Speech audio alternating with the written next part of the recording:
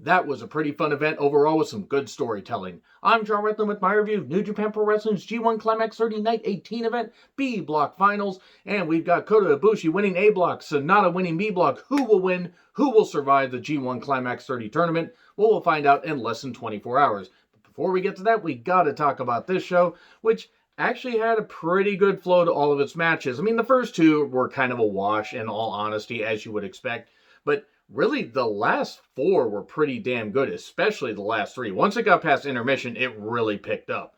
I listened to the English commentary line, Kevin Kelly, Chris Charlton, Rocky Romero, Gabriel Kidd versus Yuya Yamura with some nice wrestling, some good submission work, as you would expect.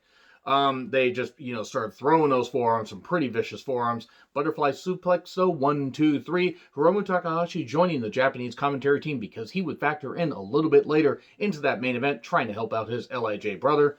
And we get Yoshihashi versus Yano. A lot of tape, so many tape rolls, and eventually, even with some taping action with Yoshihashi's stick and the barricade, Yano got back in, but got rolled up 1, 2, 3. So Yoshihashi has 4 points, Yano has 8 points.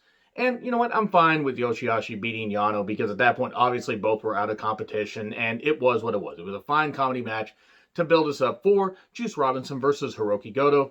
Pretty good stuff. Some quick strikes, arm targeting by Juice. Juice was a lot more vicious in this tournament. I think that's going to serve him well going forward.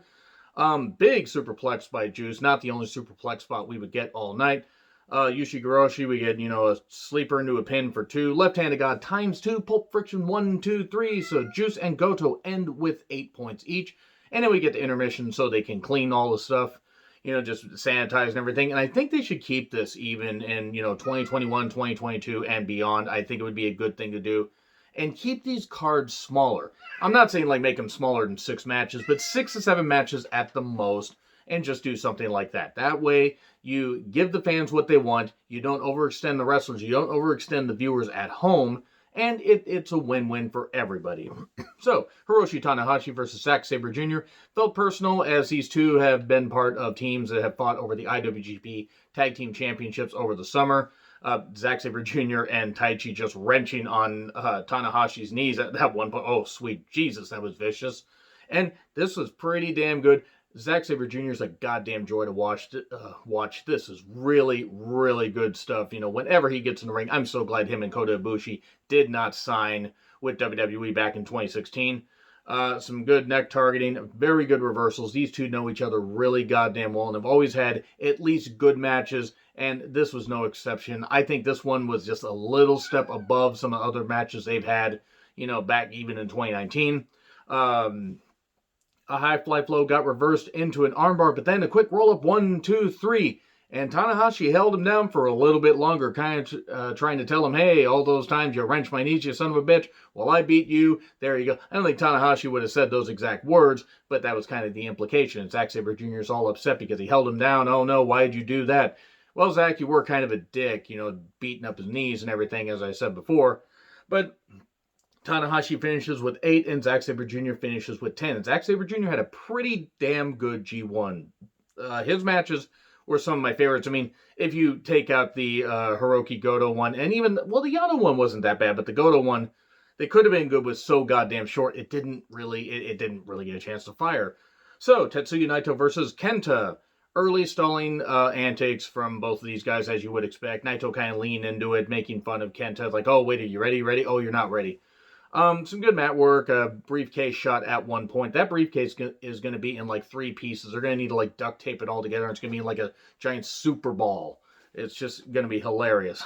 Kenta attacked. He focused on the neck. Then Naito targeted Kenta's neck. Big spike DDT for 2. This was a lot better, in my opinion, than their February match that they had before everything got shut down. Back when we were able to have full crowds. God, I miss those days. I hope that we can get back to that at some point. Japan's doing a good job with it. Granted, they aren't full crowds, but they're at least half capacity, or 60%, and it's really nice to hear and see a crowd there and see the crowd enjoying themselves. Anyway, drop kick in the corner, drop kick in the spotlight, losing his religion. Nope, it's not an REM song. Double stomp for 2. Knee to the head, pretty vicious knee to the head. Poison Rana, stop with the Poison Rana. Naito hitting elbows for days. And Gloria for 2. Psycho knee from Kenta soon after. Open hand palm slaps. GTS countered, and it looked like, oh no, he's going to get hit Destino. No, 1, 2, 3 with an inside cradle. Kenta eliminating Tetsu United with a, quick inside cradle. And that was a good way to do it. This way, maybe we get Kenta versus Naito at Power Struggle. And then we're going to obviously get Naito. Naito's going to have to defend both belts. Just have him keep him till the Dome.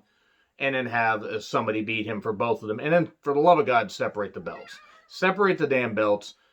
You got more people that you can work with now, and you can have a good Intercontinental Championship. Not so much division, but just people compete over it. Put the U.S. title in New Japan Strong and just go with that. That's at least what I would do. I don't know. Let me know what you guys think in the comments. Because I think New Japan Strong needs a championship of some description. I think the U.S. title would be perfect. So I like this match. I thought it was pretty good. Yeah, the stalling tactics and everything, and it didn't pick up until about halfway through, but that's fine. At least, they made the most of it once it got going. Now we get Sonata versus Evil with Dick Togo. I was all ready to rant about the fact that they were doing the same bullshit with Evil, and it was repetitive and everything, and they did a lot of that stuff. And I get it. They're trying to make him a vicious heel. They're trying to do what they can. But it's like the same stuff with Jay White, the same stuff with Evil. It's not that the guys aren't talented. Jay White, I don't think is as great as everybody says he is, in my personal opinion. Evil, I think, is good. But this stuff has not worked, in my opinion. You want to try it, fine, but when you repeat the same things over and over and over, it gets old. So, enough repeating about me repeating what they're repeating. We get, Sonata showing off early, showing some good stuff. In fact, I'm going to tell you something. There's one person who wants to chime in here. Well, he's somebody. He was not a fan of Dick Togo interfering. You didn't like Dick Togo interfering, did you? If you guys are new to the channel, by the way, this is Sir. This is, as I call my producer, he is a beautiful cat that I got from a local shelter. And Adopt Don't Shop. You're happy Sonata won, aren't you? You don't like me. Anyway, no, but yeah, Adopt Don't Shop. Anyway, so in this match though, it got enjoy the kitty tail here. So it was some pretty good stuff though. Once it got going, I guess Evil was doing the same old bullshit, the tactics, and all that crap, and it was very, very annoying. But at least with Sonata, eventually he came back, did some good stuff. They got in some good moves.